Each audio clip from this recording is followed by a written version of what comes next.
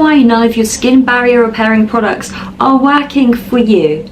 Okay, I need you to empty your mind, forget about everything these influencers have told you, because I'm going to teach you guys the basics of skincare so you know how to pick yourself a good routine. But if you do not have these things covered, you will never have a healthy barrier.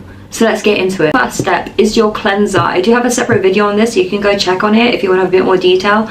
But essentially, if your cleanser is overstripping your skin, it doesn't matter what products you put on top, because you are overstripping your skin. You might find that you try all these skin barrier repair products and they're not working for you and therefore they're bad products.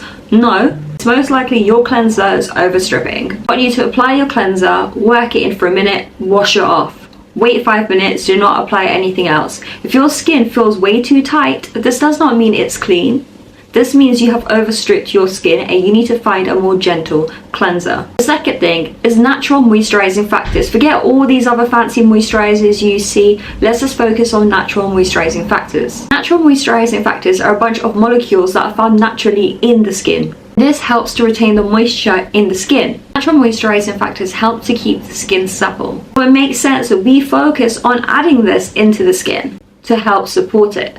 So this would be like urea, lactic acid, hyaluronic acid. I think that Ordinary have about 3 moisturizers called the natural moisturizing factors, and they have 3 different ones, thin ones and thicker ones. So you can find one that works better for your skin. I really do like the Duo by Medic 8. Though it's a nighttime mask, I use it as a daytime product as well as night. Next is 3-1-1, the golden ratio. I don't hear influencers talk to you about this. So let's quickly dive in. Think of the skin as bricks, and this 3-1-1 acts as the motor in between. If this is damaged, things can go through. So this is an image I found online that perfectly explains it. So as you can see, if you have a strong barrier, adding 3-1-1 into it, nothing will be able to go through it. So think of it as bricks.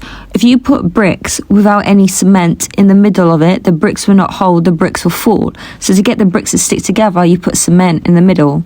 So the 3-1-1 ratio tends to be 3 for ceramides, 1 for cholesterol and 1 for fatty acids. The next one is sunscreen. Now, before you switch off and be like, okay, like I know about sunscreen, but whatever, I'm not gonna wear it. Mineral sunscreen is actually beneficial for your barrier health. And I'm not just talking about protecting you from sun damage. This is because they sit on the skin surface, creating some sort of barrier. Of course, there are lifestyle factors involved, but this video isn't about that. What these skincare influencers won't tell you is what the skin naturally has. So you need to look to support what it naturally has. And if something's out of balance, then you will have a disrupted barrier. So we need to always look in supporting the skin. If you have any questions, let me know. Thanks for watching. Bye.